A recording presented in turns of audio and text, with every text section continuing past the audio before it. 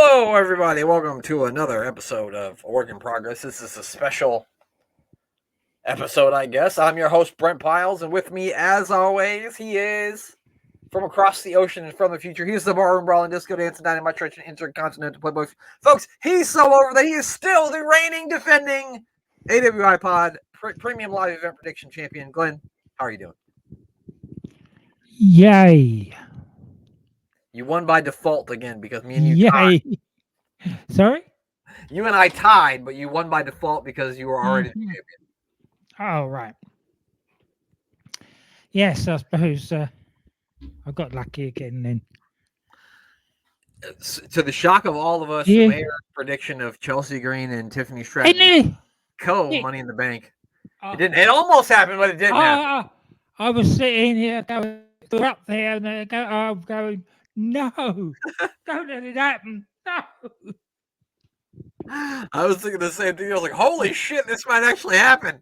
Yeah. Anyway, we'll talk to him later on about that.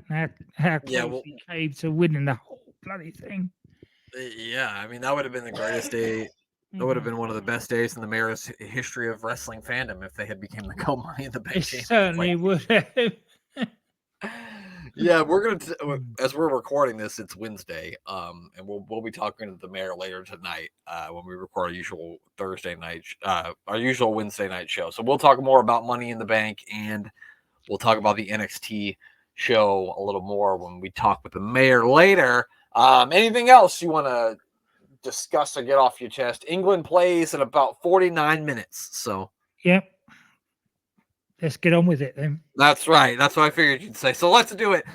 This week we've decided, since we're taking a little break from the 97-98 review, I'm sorry, the new 98 review show, which will be coming in a couple of weeks, we decided to do something a little different, and we are going to review the very first StarrCade from November the 24th, 1983, a Flair for the Gold from the Greensboro Coliseum. It's a hard word to say. In Greensboro, North Carolina. If you're a wrestling fan, you probably heard of the Greensboro Coliseum. You've heard of the Greensboro Coliseum, Glenn? Yes, definitely. Of course. One of the most famous arenas in the southern region of the United States. It held StarrCade 83, 84, 85, and 86. Also held WWE Unforgiven 1995, King of the Ring 99, Survivor Series 2001, along with many episodes of, WCW Nitro, Thunder, Raw, SmackDown, Ring of Honor, AEW. Raw was just held at this arena in May, so just a couple of months ago, and AEW's Revolution pay-per-view was held at this arena in the same month. So this arena is still getting ran quite frequently when it comes to wrestling.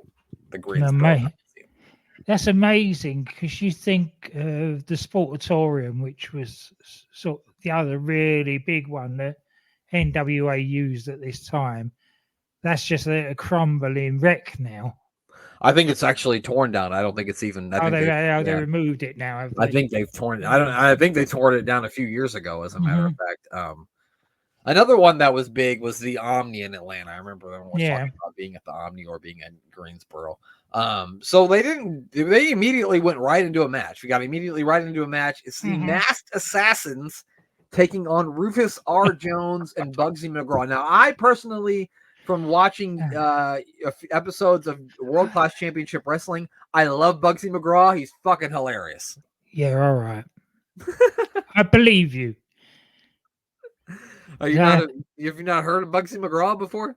I had, but not to the extent that I thought he was the American version of Les Kelly. No. Well, maybe. He used to do all kinds of crazy shit when he was in World Class. He would wear weird shit to the ring. I remember one time he threw the Bill Mercer, I think was their play-by-play guy. He threw him down a water slide, and yeah, I just remember it. I don't remember a lot of Bugsy McGraw having classic wrestling matches. I just remember crazy Bugsy McGraw. He was a whole ass. I suppose definition of crazy being that you wave your legs around a lot. Yeah, he was a very big fan of waving the legs around. Yes. Yeah. I'd never seen Rufus R. Jones wrestle until today. Are you familiar with? I've heard of him, obviously, but I've never seen him wrestle before. No, not at all. Not heard of him at all. And the Masked Assassin. The Masked Assassins I've heard of. Assassin number 1 was Jody Hamilton, who was the father of longtime referee Nick Patrick. And then assassin number 2 was Ray Fernandez, who you would known if you watched the WF in the early 80s, late 90s. Yep. I mean, early 90s, late 80s. Hercules, Ray Fernandez. Yeah. Which I always thought was funny. They call him Hercules Hernandez. Why didn't they just call him Hercules Fernandez? Hercules. Yeah. Starts with an H, I guess. I don't know. Yeah, I don't know. This match was what it was. It wasn't a whole lot to it. So at halfway point of this, I was cursing you because we've watched some British wrestling from this same sort of period, and you've been full of praising comments for it. And I was thinking, what shit has he got me watching here? In fairness to you, Glenn, in fairness to me, Glenn, this is my first time ever watching this shit too. So I wasn't coming into this expecting to see what I saw. Rufus R. Jones was really over with the crowd. That's one thing that I took away from this. I mean, they were really popping for every single thing that Rufus did. It was a glorified squash match, but then the jobber team won, which was the weirdest thing. That was the biggest insult of the lot. Was that finish where they did twin magic? They did do right in front of the referee. They didn't even hide it, and the referee just ignored it. Like he couldn't tell the difference between the body types of Jody Hamilton and Ray Fernandez. Yeah, they basically do like a blind tag. One of the Masked Assassin gets in the ring. He rolls Bugsy McGraw up, and they win. And that's how the history of StarrCade begins. Is with the Masked Assassins rolling up Bugsy McGraw for the win. The very first match of StarrCade. And I was shocked by this start. I did not expect this to be the first match. I was wondering what it was actually doing on a pay-per-view. Yeah, it was really weird. I mean, we'll talk about it, but for the better part of this entire show had me puzzled and scratching my head, to be honest with you, until we got to the final 3 matches. And then they did a lot where we talked to commentary team. We see a very young Tony Schiavone who looked maybe 14. He looked about 12. Way too young to be in the locker room area. You know? Yeah.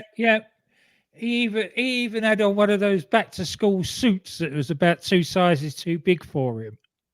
Yeah, he really did. He looked very young. But they're going to keep doing this where we'll talk to, I think it's Gordon Soleil, and I cannot for the life of me remember the guy. A sec. Got it here somewhere. I had it too, but I deleted it. No, I can't. Bob Caudle. Bob Caudle, that's what it is. Thank you. Yes. Bob Caudle and Gordon Soleil. I love Gordon Soleil. It's the way he talks and sounds like he smoked 17 packs of cigarettes today. I love it. He sounded a bit doddery at the beginning. It was like listening to me. You know what, Glenn? I get what you're saying there. I get what you're saying. But yeah, we'll get a lot of throwing it back to those guys. We then get another very strange tag team match. It's Johnny Weaver and Scott McGee, 2 men I've never heard of in my entire life. Never ever. I've only ever heard of one of the men in this match. Then we had they took on Kevin Sullivan and Mark Lewin, and they've got Gary Hart with them as their manager. I am familiar with Kevin Sullivan and Mark Lewin. Mark Lewin was like Purple Haze, I think. He was like one of right. That was him, was it? Yeah, he was one of like Kevin Sullivan's demon crew or whatever he had when he was in Florida. But I never heard of Johnny Weaver. I have no fucking idea who Scott McGee is. No. Apparently Scott McGee, Glenn, was born in Shipley, West Yorkshire. So he's from your neck of the woods, Glenn. Oh, right. But he lived in America when he moved to America when he was very young. So he's American. I was gonna say he definitely wasn't schooled in the British art of catch-as-catch-can wrestling. Yeah, I mean, I put this was like your classic heel tag team versus some enhancement guys in the 90s. Yeah. This was your standard that match. Yep, that was that match. We've watched plenty of them. On the Mayor of Superstars, where we watch episodes of Saturday Morning Superstars, not the biggest show of the fucking year. No, that's exactly it. And I like get you have to put this in context because it is like 1983 and they'd never done like a pay-per-view or a closed circuit to this. So I guess they were just doing what they would normally do at a big house show, and that's probably what they did. You start off with some slower matches to kind of get the crowd into it, and it was just very strange to see presented in a pay-per-view fashion. You know what I mean? Again, and it was another dodgy finish. Yeah, Gary Hart had helped Lewin and Sullivan get the win. After the match, McGee drop kicks Gary Hart, who then pulled something out of his boot, and then Mark Lewin started hitting both the guys with it, busted them both wide open. They're bleeding all over the place. Yeah. Then some big guy runs down to the ring from the back. Apparently, it's Angelo Mosca. You ever heard of Angelo Mosca? No, I hadn't until I wrote this note down that it was Angelo Mosca. Yeah, samesies, Glenn. I have no fucking idea Amazon who that guy is. They hit him too with whatever he's got. He's bleeding out of his arm. The ending of the match and the post-match stuff was more exciting than the match itself, for sure. It was. It could have been a 3-minute match. I wish it would have been. But they could have got all that in 3 minutes, and it would have been a decent little filler match. Yeah, it would have been that would have been a better way to start the show. Yeah. The other match. We then see one Barbara Clay, who is talking to some rednecks who say they drove 180 miles so they could watch Ric Flair beat Harley Race in the main event tonight. Yeah, that's right. I thought that was Cleary. Barbara Cleary. Maybe it was Barbara Cleary. I don't know. I tried to look her up to see if there was anything else about her, but I didn't find anything. So no. Maybe it's because I looked up Barbara Clay. It's Barbara Cleary. Maybe that's why I didn't find anything. Yeah. I just had to note that these hicks look like they had their trailer parked out the back. They drove their trailer here. They didn't say it. Yeah. Right? Just assume they drove the entire trailer there. They were like, we ain't got to get a hotel. We can just go sleep in the parking lot. Yep. That's exactly what they done. That's what they did. We see young Tony Schiavone once again. He's in the heel locker room this time with Harley Race. Harley says he'd rather be anywhere than in Greensboro, North Carolina tonight. He says that he's been getting insight from friends and people who know how to hurt Ric Flair, and he knows just the spots to hurt Ric Flair. So, that's good. Yeah, I guess. That's good for him. And then we get our first one-on-one match of the evening. It is Abdullah the Butcher taking on Carlos Colon. Now, Glenn, the most ridiculous thing that I felt that came from this is that they tried to tell me that this match was too violent to be taking place in Puerto Rico, so they had to do it in the United States. Bullshit. Yeah, well, it's Abby. Ask fucking Bruiser Brody how fucking dangerous it is in Puerto Rico. Yeah, that's right. I don't think any match banned there should be allowed in the United States either. Which, not to be lost, Puerto Rico's a part of the United States, but whatever. Yeah. So it didn't take Abby long before he got his fork out. Glenn, what do you think the odds are that both these guys got hepatitis in the year 2024? What do you think? I would say it's a very good chance. They have hepatitis A through Z. Yeah. 100%. You got any notes from this melee, I guess you could call it? Not really. Just a lot of stabbing went on and a lot of blood. It was when I read that there was a Carlos Colon Abdullah the Butcher match on the card, it was exactly what I thought it was going to be. I mean, they were stabbing each other with forks. They were biting. It was pretty much a hardcore match before I think people even used that term. Carlos went for a pin, but Abby kicked out. But when he threw Carlos off him, he landed on the ref. Then Abby went for a massive elbow on Carlos, but he missed and hit the referee. So the referee, it's not a good day to be a ref in this match.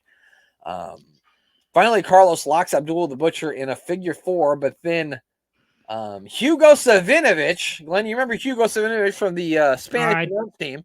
I do, yes.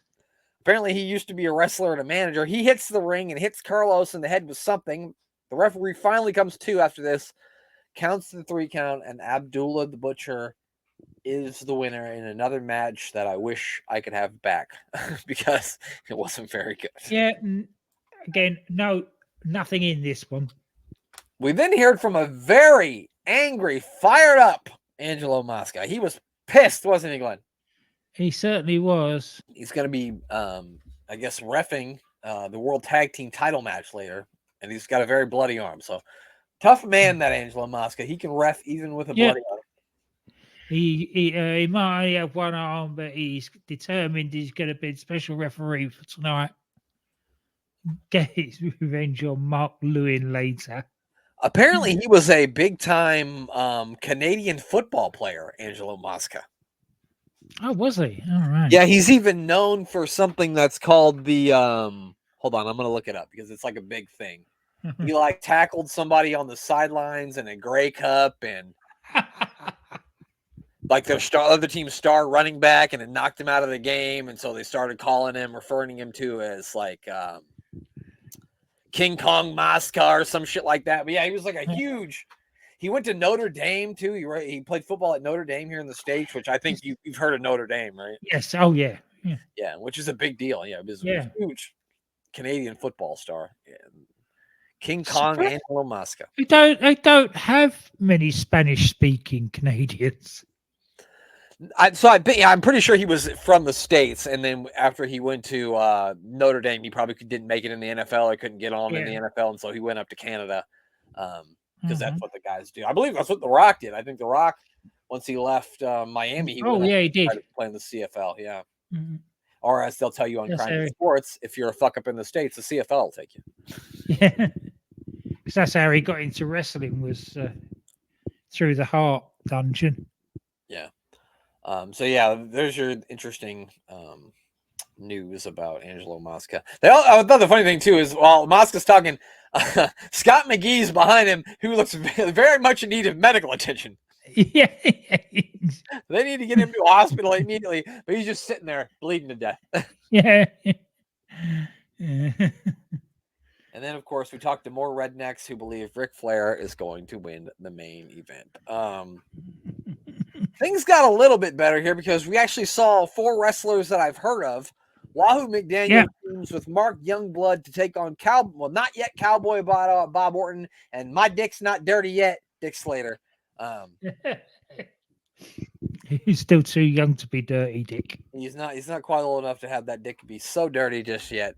They try to introduce Dusty to the crowd, but the sound wasn't working. And when they finally do introduce Dusty, we don't actually see him. So no. Dusty Rhodes is on this fucking show more than anybody who wrestled on it. Of course he is. He's the booker.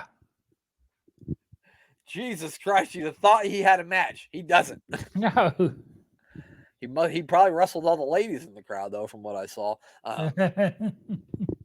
Never really watched Wahoo wrestle before, so this was a bit of a treat for me. I know Wahoo was in his later years here, but were you a big into Wahoo McDaniel, or that didn't really translate to your side of the pond? No, we had our own faux Native Americans over here.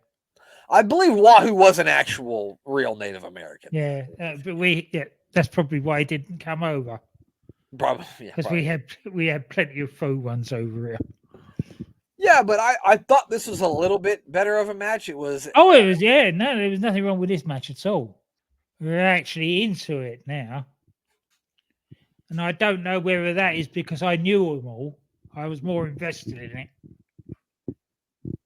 I gotta say that probably had a lot to do with it. And this wasn't an enhancement match. It was a back and forth match. It's not like one team dominated and the other team just got their ass kicked. And so it was more of a flowing tag team match than what we had looked at so far. I thought it was interesting at the beginning when Youngblood Slater's trying to put him like a figure 4 and he kicks Slater over the top rope, and they wanted him disqualified because he was kicking the top rope. Yeah.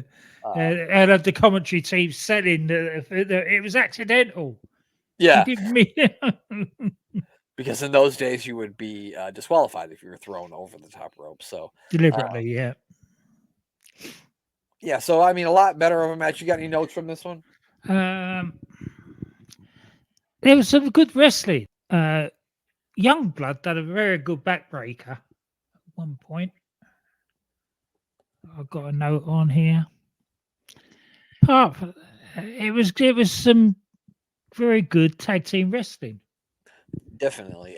It was very good 80s based tag team wrestling. You had one heel team, one babyface team. The heel team cuts off the ring. They do quick in and out tags. The babyface team builds to the hot tag, which is finally Youngblood gets to Wahoo, comes in, starts cleaning house. He's landing chops. He hits a couple of inverted atomic drops. But it doesn't take long before Slater and Orton take back control of the match. But Slater missed a top rope elbow. And he hit Orton instead, which allowed Wahoo to tag Youngblood back in, and they end up taking out Wahoo with a knee to the back, sending him crashing out to the floor. And they set the crowd loved Wahoo McDaniel's chops. Oh yeah, they were big pops for the chops, every one of them. Yeah. They set up a Youngblood for a superplex, and they do hit the superplex, and Wahoo's not able to make the save in time, and Orton gets the pin. So Orton and Slater win. After the match, they do a thing where they have he holds Wahoo's arm outside the ring, and then it was funny because it looked like Dick Slater was going to come off the top rope, and then Dick was like, "No, I can't do this," and then got the top rope and did it from the apron, and Bob Orton was like, "God damn it, I'll do it," and then Orton got up there and did it. Which I thought was really funny because I felt like he got up there and was like, "It's too high. I'm not doing this." Yeah, so a better of a match there. Orton and Slater get the win. We see more Tony Schiavone in the back again, and then every time they go to the back, Gordon Soley calls him Tony something else. It's never Tony Schiavone though. He calls him Tony Smith.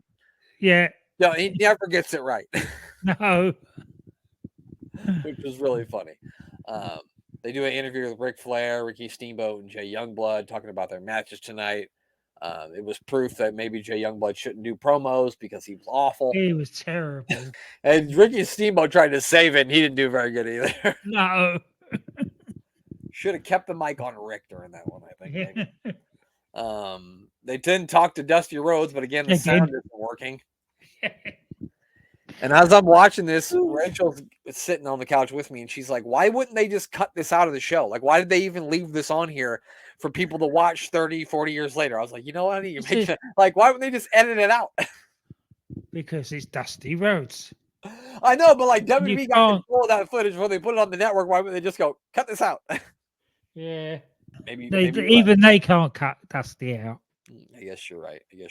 And then we get our first title match of the evening. It is Do Not Call Me the Boogie Woogie Man, Johnny Valiant, Charlie Brown versus the Great Kabuki, who's also got Gary Hart with him. It's a title versus mask match for the NWA TV title. But the most interesting thing was they told us this had a 60-minute time limit, but the TV title mask stipulation was only for the first 15 minutes of the match. Yeah. My main note here is that I feel like I'd seen Charlie Brown somewhere, but I wasn't quite sure on where I got. Yeah, they interviewed a couple of girls in the crowd. I think one of them said her favorite wrestler was Charlie Brown, and I'm thinking, who the fuck is Charlie Brown? Yeah, I thought we were talking about Snoopy and Charlie Brown. Yeah, that's right. But no, I don't know what happened that turned the Boogie Woogie Man, Jimmy Valiant, into Charlie Brown, but he's here now and he's Charlie Brown. I don't know if this is like I don't know if this is a Mr. America Hulk Hogan situation where we think it's Jimmy Valiant, but it's not. That's because he was from out of town. Yeah, that could be. Could very well Charlie Brown from out of town. They did keep saying that. Charlie Brown from out of town. Yeah. You think downtown Julie Brown stole some of her gimmick from Charlie Brown? Possibly, yeah. Do you know I'm talking about when I talk about downtown Julie Brown? No. Oh, she was like an MTV person in the 80s. I'm pretty sure she was like British or something. Probably. Sounds like it. She sounded British. Her name was Downtown Julie Brown. So yeah, two very interesting looking individuals. My favorite, when it first comes to like the long shot, I'm seeing like a weird guy with a weird mask and like weird pajamas with a big beard, and then another guy with like some sort of red hair. I'm like, oh God, Glenn, this is gonna be right up my alley. And then I realized it was the Great Kabuki, and he was gonna take all that shit off. Yeah. This was a nice little brawl, though. I like this match. It was. Yeah. I love that the Great Kabuki spent his whole time trying to unmask Charlie Brown. Yeah. Yeah, he was trying to pull that thing right off. Yeah. A lot of sleeper holds in this, though. I mean, Kabuki locked in the sleeper hold, put it right off for a while. A bit of a slower paced match. Kabuki was using a claw, and Charlie Brown was using a sleeper hold for much of the match. But still, I thought it was pretty goddamn entertaining for what it was.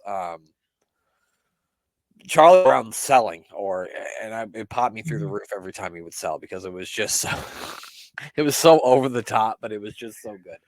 It was the one. This is one of the first times I've seen Kabuki not actually spit the mist, but actually spit it into his hands and rub it on his opponent when he was in a sleeper. Yeah. No, that's definitely something different. I remember the Great Muta doing that a little bit, but definitely interesting thing from Kabuki there. So the match picks up when Brown starts hitting the series of moves and gets the win after Kabuki misses a drop kick in the corner, and then Charlie Brown hits the elbow for the 3 count and the win, and it happened within the 15 minutes, Glenn. So he's the new NWA TV champion. Yeah, it was a pin at 10 minutes 23 to win the title and keep his mask on.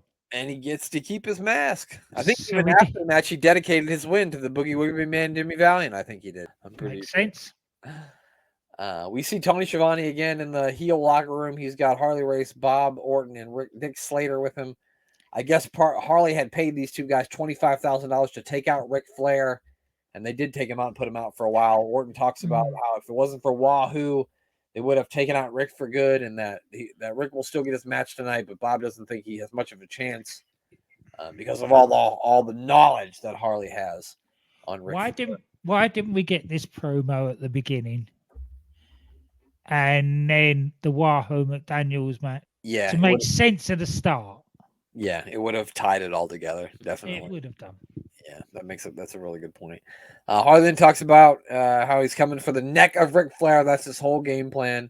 We then finally do hear from Dusty Rhodes, where we can actually hear him. Yeah. He will be challenging the winner of the NWA World Title match tonight. Well, there's a surprise. Yeah, shocker of the year, right? You would not have thought that was what he was going to say. No, I mean you could have gave me one guess and I would have got it. He then puts over both guys that are going to be in the championship match, but he does say that he thinks Harley Race is going to win, and I think he's the only person that's going to say that. Yes. And then we're going to go into what was probably my favorite match of the night, and a match that I have seen multiple times, and that is Roddy Piper versus Greg Valentine in a dog collar match. Gordon Soley keeps saying the U.S. title is on the line during this match, but it is not. It is no. It is not, in fact, on the line. But wow, how great was this? It was really good. I was glad this was on it because I'd seen this just in isolation before. Right. I think Jeremy got me to watch it, and yeah, really enjoyed it. That sounds right up Jeremy's alley. I remember a few years ago, WWE put out. This was before the network, so you would buy DVDs so you could watch old wrestling matches. I have a box full of WWE DVDs in the other room, and they had a Best of StarrCade DVD 3-disc set, and they had this match on it. And man, yeah, I mean, I've watched this one multiple times, and every time I watch it, I see something. It's like that Bret Hart, Steve Austin match from WrestleMania 13. Where every time you go back and watch it, you see something in it that you didn't see the first time you watched it. And if you've never seen this match, you need to go back and look at it. It was really well done. It symbolizes everything that a chain match should be. My favorite thing about it was if you did a chain match now, guys would be doing high spots and fucking going through tables and using chairs. Yeah. You don't need to fucking do all that. It's a goddamn chain match. Beat the guy with the chain, and that's what they did. And that's why I loved it. That was what Roddy Piper actually wrapped the chain round his fist and was hitting Valentine with it. That's what you need to be using the chain for. Right. Or like even at the beginning when they're kind of doing the tug of war thing back and forth, and Valentine just gets close enough, and Piper whips him really quick with the chain, just and Valentine's like, "Oh God," throws him back.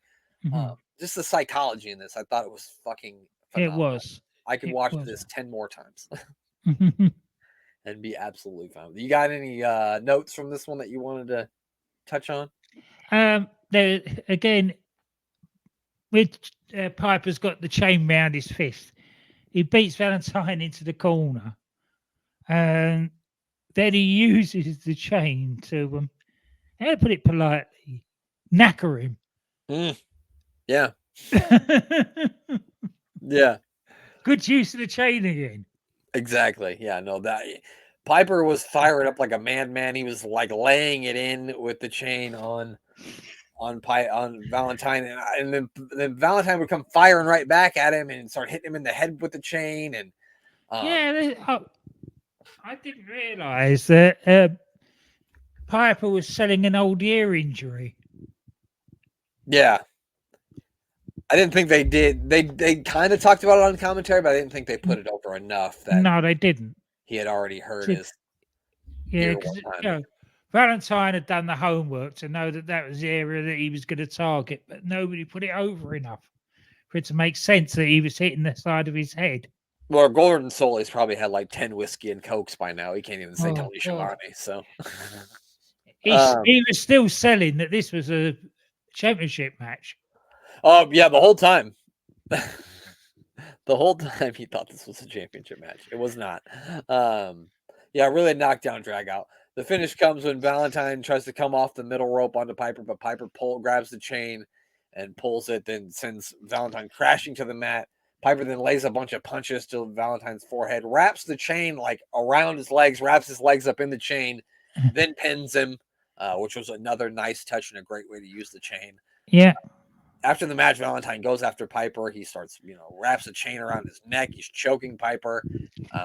Piper says, we finally get it. We finally get it confirmed that this was not for the U.S. title. Finally.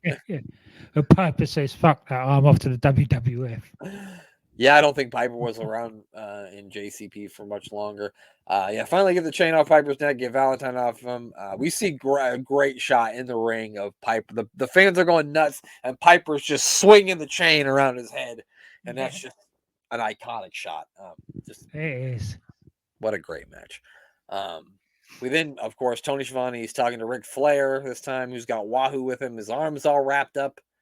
After what Slater and Orton did to him, he talks about the match with the Harley Race tonight. Wahoo talks about how Rick is ready for the match. He says he bet all of his money on Ric Flair. We then hear from Don Cornudo, which is one of my favorite names in the history of wrestling. It is a superb name. I love him. I know nothing about him, only his name, but he's just going around shaking everybody's hand. Yeah, he was a big time handshaker. Yeah, he thinks Ric Flair is going to win tonight. So if you're keeping track at home, the only person who thinks that Harley is going to win is Dusty Rhodes, and he's the booker. So I'm just kidding.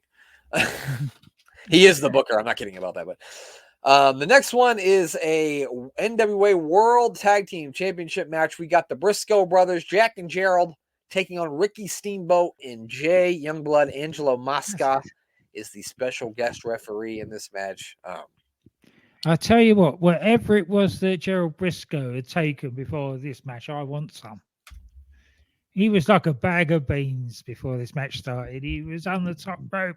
He was bouncing around on the apron. He was winding the crowd up. Yeah, no, Jerry was great in this. I've never really watched the Briscoes at all. Like I never watched them like single. The only Briscoe I've seen is Gerald Brisco getting beat up by Stone Cold Steve Austin. Yeah, that's about the same as me. Yeah, so this was also a fun match to watch. I mean, you get a young Steamboat and the young Youngblood against the veteran tag team of Brisco and of the Briscoes. I wanted to say of Brisco and Brisco because they're the Brisco brothers. Yeah. the Briscoes were trying to like outsmart the younger Steamboat at the beginning of the match, but like Steamboat kept getting the better of them every time, and they just kept getting more frustrated, which I thought was fun. And then you could kind of tell that maybe Angelo Mosca was going to have something to do with the finish of the match because him and the Briscoes were having a lot of words with each other during this match. Yeah, it's good to see a young Ricky Steamboat and the better of the Youngbloods. Yeah, I know more of this Youngblood than the younger Youngblood. Yeah. And Jay was a great worker. I can't say much for Mark's promo skills, that's for sure. No, but that was Jay that did the promo that we didn't like. It wasn't Mark. No, it was, wasn't it? It was, yeah. But the Briscoes do eventually take control. With Steamboat in the ring, they start, classic heel babyface stuff. They cut off the ring, hot tag, quick tags in and out. The crowd was really into this match. They were really behind, of course, the ultimate babyface, Mr. Dick Blood himself. What about you? You got any notes from this one, Glenn? Jack did at one point towards the end, did an absolutely really, really good suplex on Youngblood, which I think surprised him more than anything because Ricky had just tagged him in, who walked straight into a suplex that launched him across the ring. Yeah, that was good. Yeah, Gerald got Ricky in like a key hold, but Ricky is able to break out a key lock hold. But he just picks him up with one arm, slams him down, as a man who has all the dick blood pumping through him could do. He's able to tag in Youngblood, but Jack quickly cuts him off, which that was just the spot that Glenn was just talking about with the quick reverse suplex. Yeah. And after a close 2 count, Gerald actually pushes the referee, who then pushes the referee down, which leads to Youngblood being able to tag in Steamboat. Steamboat hits some high impact tag team moves, and then Ricky picks up Jay and gorilla presses him, drops him across Gerald for the 3 count and the win. After the match, the Briscoes attack Youngblood and the referee, and then they are able to lock Ricky in a figure 4, and then they try to come off the top rope on him at the same time. But Mosca catches Jack in midair, and Ricky and Jay are able to fight them off, and they celebrate in the ring as the new NWA World Tag Team Champions. Yes. 2 handsome sons of bitches, that's for sure. And then we get in, it goes down to the main event of the evening.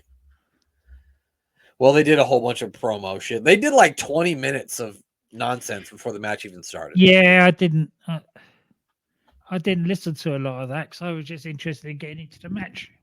Yeah, I fast forwarded to the match as well because I didn't want to, I didn't want to watch 20 minutes of. I thought the entrance for Ric Flair was cool for what it was, an 80s entrance or whatever, and then they did like the national anthem before the main event, which I thought was a strange place to do it. Usually you do it at the beginning of the show. Is that a custom over in England, Glenn? Do you play the national anthem for any sporting event? Yeah, if it's a championship, definitely.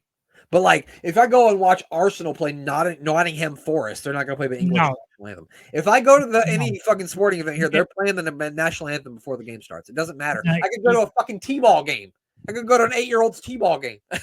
You get Arsenal's own anthem, right? Clubs have their own anthems. Okay. If it's a national thing or like the FA Cup final, then you'd get the national anthem as well. Right. I think Dan said this when he visited America. He said, I don't understand why they play the national anthem for every opening of a horse legs. And he's absolutely right. No. Yeah, he is. So Gene Kaninsky is the special guest referee for this match. What did you think about this classic cage match? It was strange to me because it was like a cage match, but they wanted them to work within the rules of wrestling. At least Kaninsky did. I can't understand in a match of this magnitude why they had somebody refereeing that didn't have a clue what he was doing. I think that was like their MO because I think at the next one too, I think Joe Lewis. I know not Joe Frazier might be the referee for the Ric Flair Dusty Rhodes match. And like, why would you do that? I could see as like an outside of enforcer, but they didn't make Mike Tyson the fucking referee of the Stone Cold Steve Austin Shawn Michaels match because that would be stupid. That's right.